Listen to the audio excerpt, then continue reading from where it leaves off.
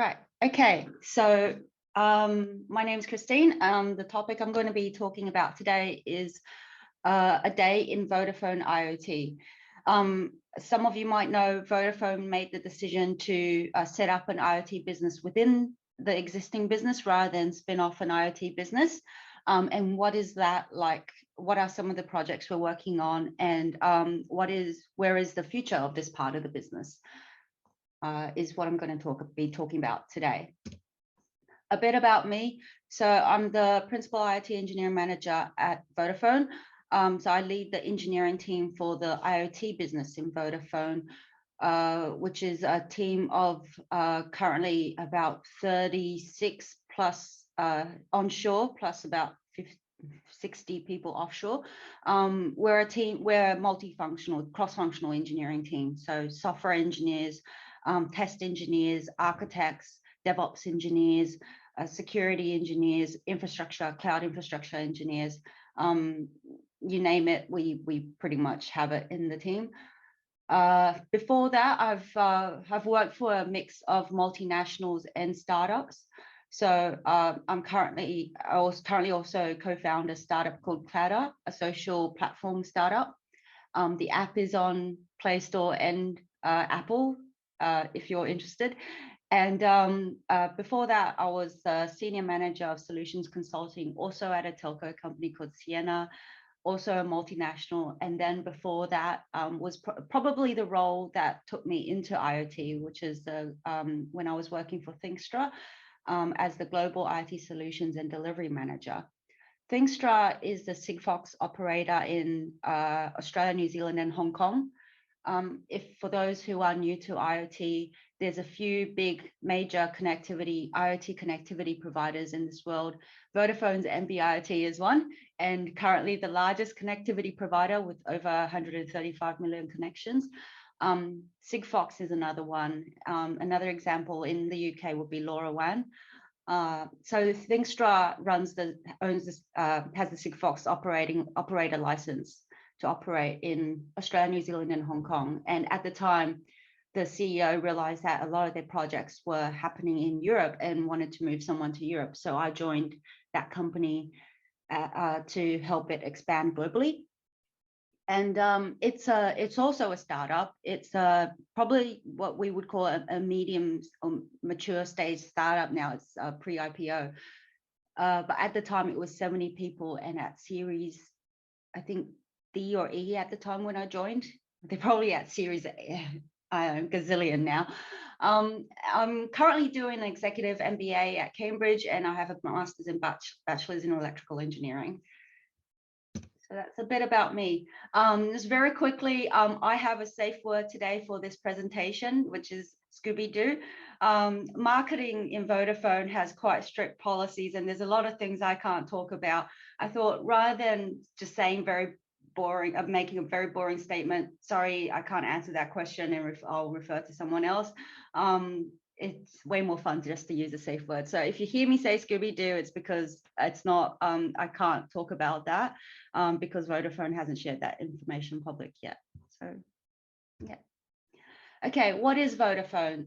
Like I said earlier, we are the largest IoT connection provider in the world with over 136 million connections. That is growing at double digits year on year. We also own and operate 570 networks in 182 countries. There's only 195 countries in this world, so when I first joined, I was quite impressed by that. We're in multiple connectivity verticals, so 5G, NB-IoT, NPN. We're not your typical telco provider. We're actually probably one of the most versatile telco providers, and that is a myth. Here is Vodafone is just a multinational telco company. Is that true? And I'm going to show you why we're not. Vodafone is actually in a lot of spaces. We offer 5G, IoT, edge computing, cloud and security, mixed reality. Pretty much every digital technology you can think of out there, we probably have a project running in that space in Vodafone. When I first joined, I also thought Vodafone is just a telco and recently getting into IoT. and then I realized that no, we're actually we're the largest IoT connectivity provider in the world, and we have projects in all of these different areas. So it's really quite exciting. Working for the IoT part of Vodafone, it's very much like working for a startup backed by a multinational world-leading company. One of the struggles I experience when working for startups is always that scalability. You have great ideas, you want to scale it. It was always a struggle because startups by nature are resource constrained. In Vodafone, it's like it's like, because you're in a new part of the business, it's like, and we're trying to grow in IoT. It's like that mindset is very much like a startup, with the resourcing of Vodafone. So I found that actually quite interesting. It comes with its own set of challenges too, but it's also very interesting and exciting to be in. We're working on some of the most ambitious cutting edge projects in the industry, and I'm going to talk about a couple that are specific to IoT. What are some of those projects? One project that my team is leading for the engineering part of it is end-to-end solutions, what we call end-to-end solutions in Vodafone. And basically, we want to build one of the largest IoT solutions marketplace in the world. To do that, we have to launch solutions very quickly. We have to launch hundreds of solutions in a very short time span. And we need to make that experience as easy and smooth as possible for our customers. How do we do that? We do that by partnering with vendors, center competencies, and building in-house. So Vodafone does have in-house engineering capability, but in order to launch hundreds of solutions in a very short time frame, it's impossible to build everything in-house, no matter how much resource we have. So a large part of a lot of our solutions are actually coming from vendors and center of competencies. Now, vendors, we all know quite well, it's coming from the IoT ecosystem. There's a lot of companies out there that build asset trackers, that build healthcare solutions, that build temperature sensors, pet trackers. So we partner with a lot of vendors for that. And then center of competencies, the one in the middle, is what I want to spend a bit more time talking about. So Vodafone has set up 5 center of competencies. Basically, they're subsidiaries that Vodafone partially own, and they specialize in a specific industry vertical. So as an example, we have one in health, we have one in automotive, we have one in agriculture. So these center of competencies they specialize in their area, and they already have solutions in their particular area. Vodafone partners with them to help scale those existing solutions, but also help them launch new solutions through our end-to-end solutions project. These center of competencies are located globally. So there's one in Greece, one in Germany, one in Africa, for example. And through this sort of 3-way approach, this is how we're planning to launch hundreds of solutions within the next 5 years. Another project is MPN management plane. MPN stands for Mobile Private Network. And there's a lot of solutions that are sort of popping up in that space. It sort of is that space where it has an overlap with IoT. Basically, it's providing our customers with their own private network, not having to share with the public. It's particularly useful for customers in the B2B area, so like manufacturing, for example, or oil and gas. I know there's an Australian in the audience. I'm Australian. Rio Tinto has, for example, a big oil and gas mining company in Australia. They have their own network in their own land because they're that big. So management plane, and what is MPN management plane? It's basically a platform, a portal that we're building, the team is building right now, where it will be used to access all of Vodafone's solutions and services. Like right now, if you want to buy a solution from Vodafone, there's hundreds of different websites you need to access. As a customer, let's say if you're in the utility business, you have 2,000 customers, and you have an annual turnover of, let's say, 1 billion, you don't, it might be very difficult for you to find out which solutions and services provided by Vodafone that will be relevant to you. Management Plane is aiming to solve that problem by providing that single point of access, single pane of glass to our customers to access the rest of Vodafone. And what that also means is, tying back to end-to-end solutions, it isn't just setting up a website. It also means aligning everything in the background in Vodafone, providing a unified customer experience throughout all of our solutions and services to our customers, and providing a unified service wrap. So no matter if you're a customer based in Asia, in Australia, in America, or in Africa, or in the Middle East, your experience with interacting with Vodafone and accessing Vodafone services and solutions will be exactly the same, with some customization for your local market. One thing I'm very proud of is, and quite surprising to me since joining Vodafone during the pandemic, is diversity and inclusion in Vodafone. It is really part of our DNA. So as an example, my team's an engineering team. It's typically not very diverse usually in engineering teams, but my team has about 40% women at the moment, coming from, I'm going to say roughly more than 14 countries. And that really is, like, you feel it when you're in Vodafone, is that focus on diversity, inclusion, and being respectful of each other and respecting our differences is really part of our DNA. And we are growing very quickly. So my team, for example, we tripled in size in the last 18 months.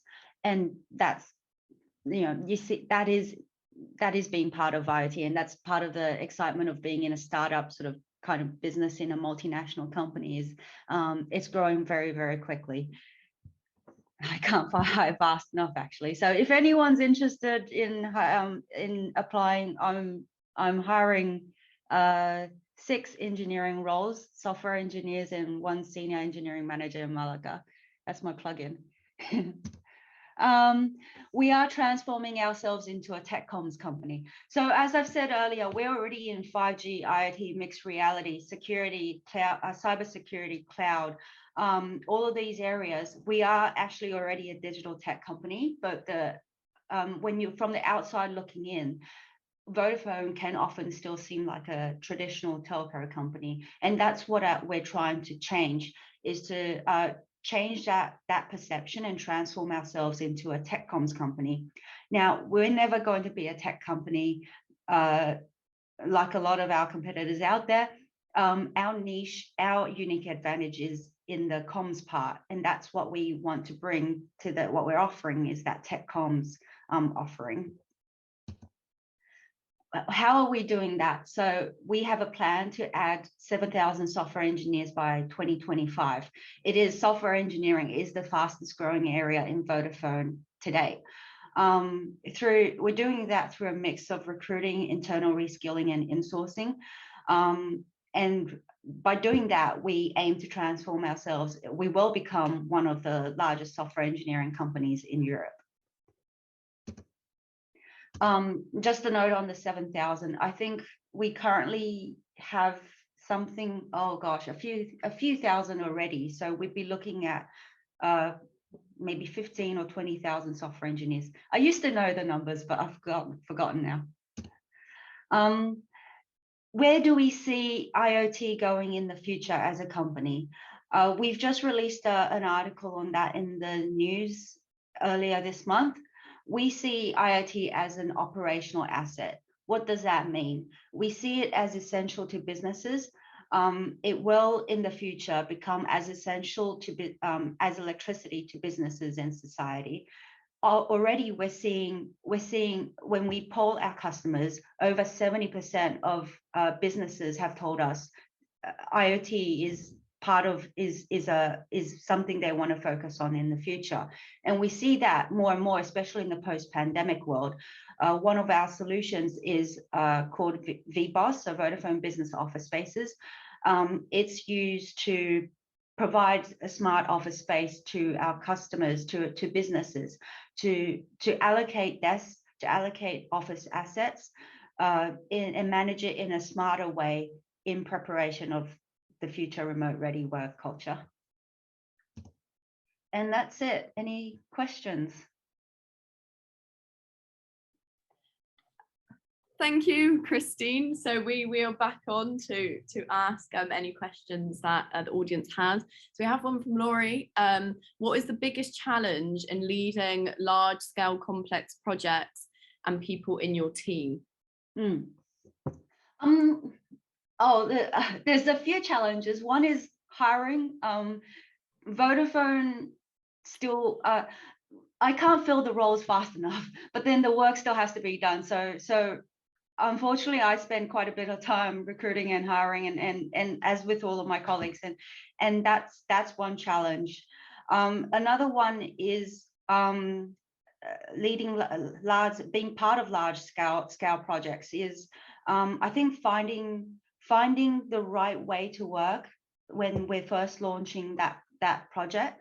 Vodafone is very big, and that means there's a lot of stakeholders involved when launching a project or when working on a project. IoT is different to the traditional telco business, and it means some of the ways we've worked in the past, we've had to adjust that for the IoT business, and aligning such a large business, aligning such a large project, even our vendors, our center of competencies together is very hard. End-to-end solutions, for example, when we first started the project, we didn't have a common way of working with our different vendors. We didn't have a standardized way of saying, okay, this is how we're going to determine whether this solution is coming from a vendor is secure enough, or if it meets our Vodafone standards, whether the hardware is compliant, whether the certifications are okay. We didn't have a common way of doing that. Now we do, and we're moving more and more towards an aligned way of doing that. And by doing that, I really feel positive for the industry, because it's a large company saying, this is the minimum we will accept for you to become a vendor in Vodafone. And that lifts the quality of the solutions in the ecosystem, I think. So, yeah. Thank you, Christine. And then another question, where do you see the future of IoT at Vodafone? So like I said, I see it as it will become and Vodafone sees it as an operational asset to businesses in the future. A couple of things that I think will also be quite exciting to see in the coming year in IoT is the impact on 5G on IoT. Yeah. So 5G isn't just going to be for mobile phones. If anything, it's probably one of its smallest impacts on mobile phones.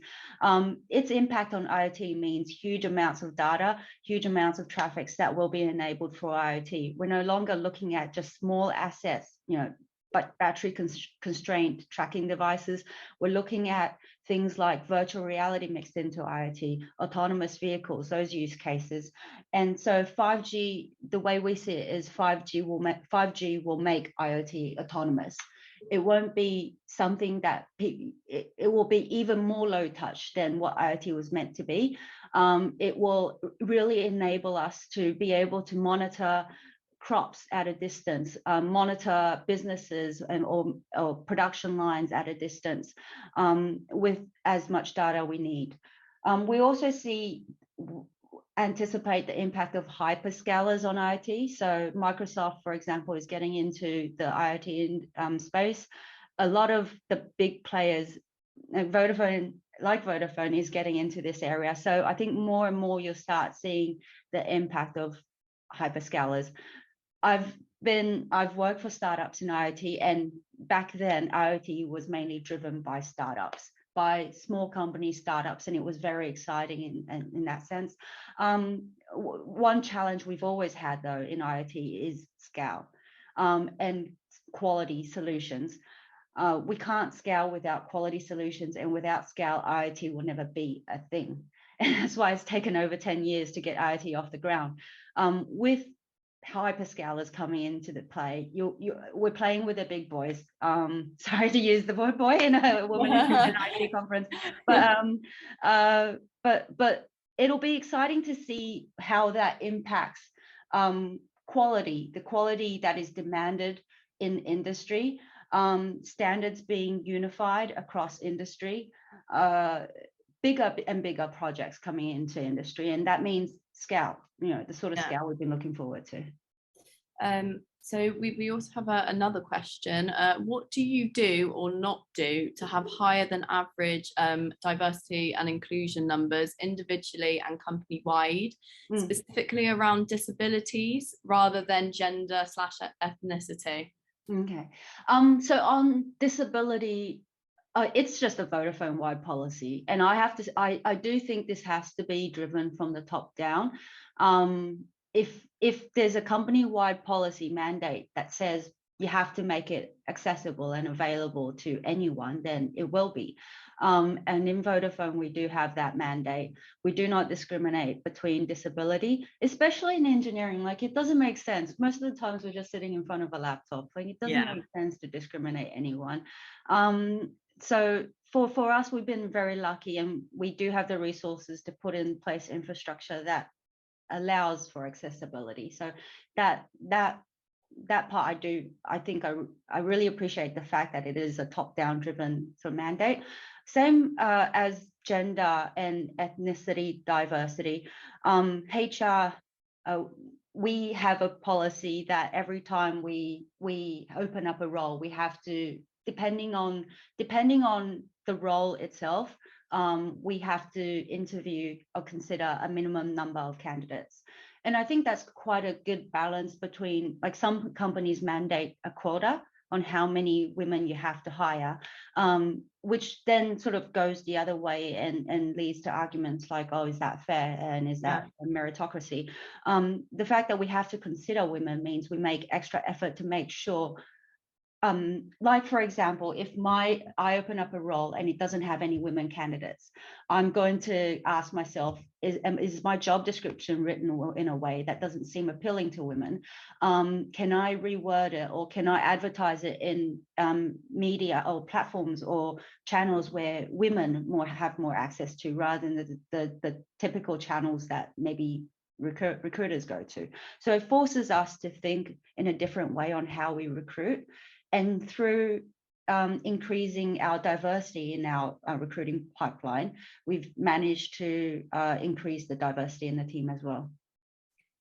Thanks for that, Christine. And we've also got another question about 6G. So there's already talks of 6G. Any idea of what this could look like in terms of IoT?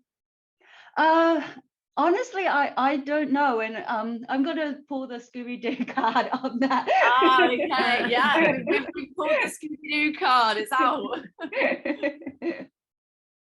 Okay, so I guess at the moment it's just talks of 5G. Yeah. Okay, well, 5G is launching. It is coming our way, and I think it'll take a few years before we start to see it mature in the IoT industry. 6G has started. From my understanding, very early stage talks. So it's to be seen what its impact on IoT will be. Well, thank you, Christine. I believe that's all the questions. I know we have our next speaker, Lisa, after that, and I know that you would like to announce her talk. So the floor is yours for this one. Yeah, so the next speaker is Alexa Krumova. She's a global tech influencer and thought leader. She won the Women in, I'm going to get this wrong, so I'm going to refer to my notes. She won the Women of the Year last year in the IoT Premier League. So very exciting speaker. She'll be talking about the gentle invasion, breaking the barriers for women in IoT. So move on to her session.